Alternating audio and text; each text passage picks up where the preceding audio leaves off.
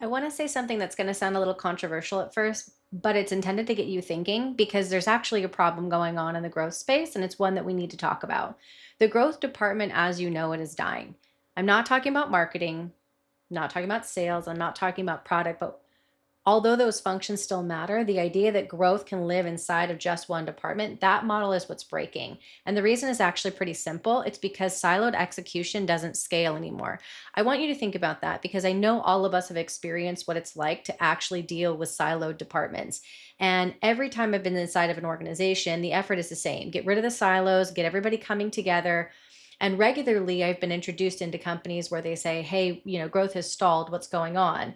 And it's been the fact that these departments are siloed. And so oftentimes you can bring a piece here or there together, but it doesn't actually solve the problem. The problem is deeper than that. So I want you to start thinking about what the actual problem is from and how you can come across it. So I'm going to set the context for you.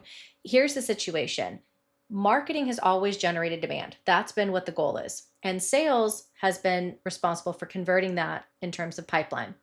Finance is responsible for controlling the spend, and product is responsible for shipping features. So every function stays in its lane. And when companies are small, that works. When they get bigger, it gets complicated because decisions move quickly.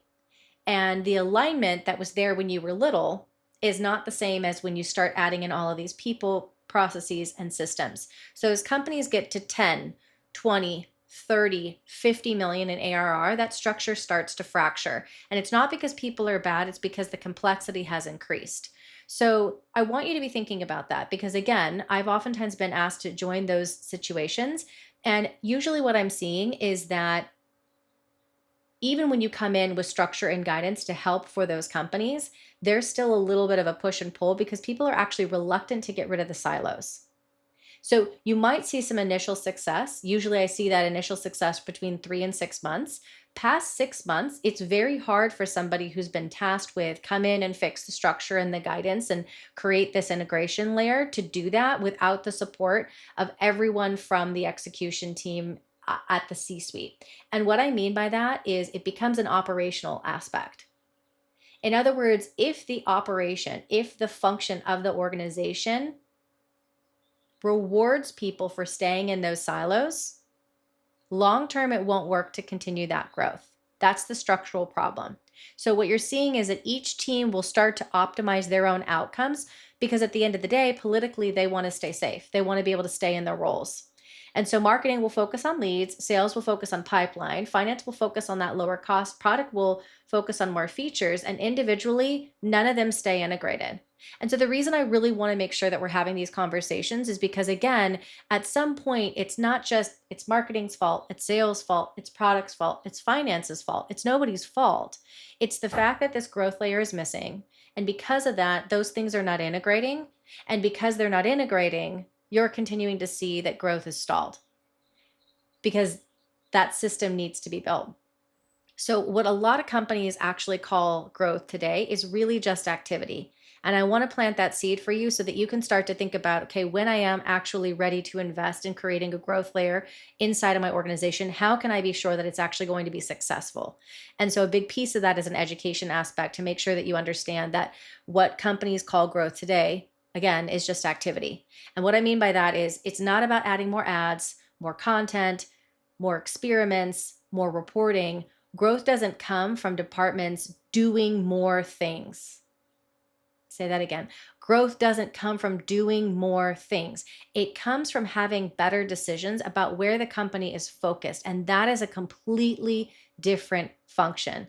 It requires an end of the silos and it has to be understood and aligned at the very top of the organization. The CEO has to hold that torch of we are going to bring in this growth layer. We are going to make sure that there is a person who's responsible for connecting those individual siloed functions so that it can't be the CEO. The CEO's got to stay focused on the vision and focus for the organization.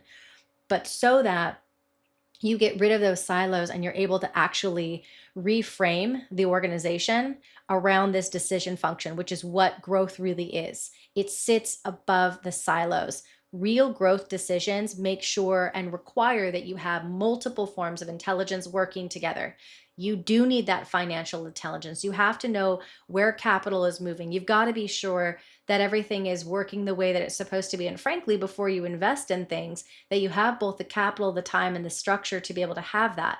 You do need narrative intelligence. That's where you have your marketers who can take a look at the market and understand why buyers are choosing you and how they're choosing you. You do need systems intelligence with the sales team, understanding pipeline and marketing. And then the product team and operations have to come together, and you pull that through with relational intelligence.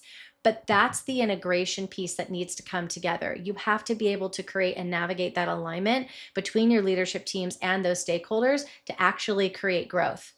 That's integration. That's not silos. And again, the reason the CEO is not the right person is they've got to be focused on the vision and the future of the organization. And the reason why you can't have finance, product, sales, or marketing in charge of that is because they're all rewarded for doing their individual work inside of the organizations, and that frankly needs to continue to happen. They do need to do that work inside of the organization.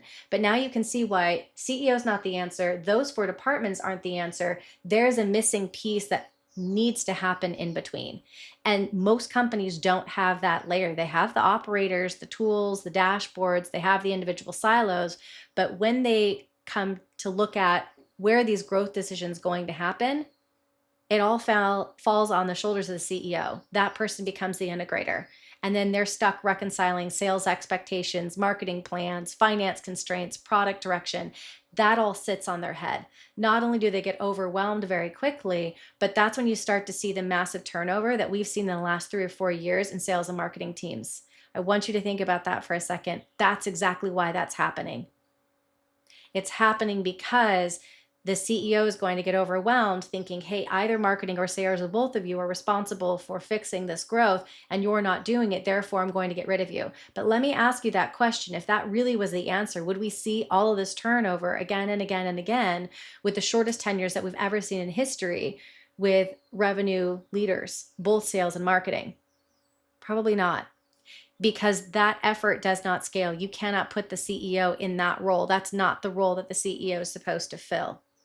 This is a shift that's happening right now. Growth is failing not because these teams are not capable. And so just replacing sales or replacing marketing isn't going to solve your problem. You've probably already seen this. In fact, you might already be on your third head of marketing or your third head of sales and seeing that, hey, things have changed a little bit here and there. We're doing different things, but as an organization, I'm not seeing that elevated growth that I was expecting. Well, that's why it's failing, because the structure is outdated. You cannot run a modern growth engine through disconnected departments. You have to have that layer between you as the CEO and your C-suite that is going to integrate your narrative, systems, capital, and leadership alignment. And most companies don't have that function yet. And that's why growth is feeling harder than it should, both for you and for other smart companies out there. So next episode, I'm going to talk about something even more personal. We're going to talk about why growth often feels heavier than it should for CEOs and why so many leaders end up carrying that cognitive load alone. That's next on Growth Actually. Thanks for watching.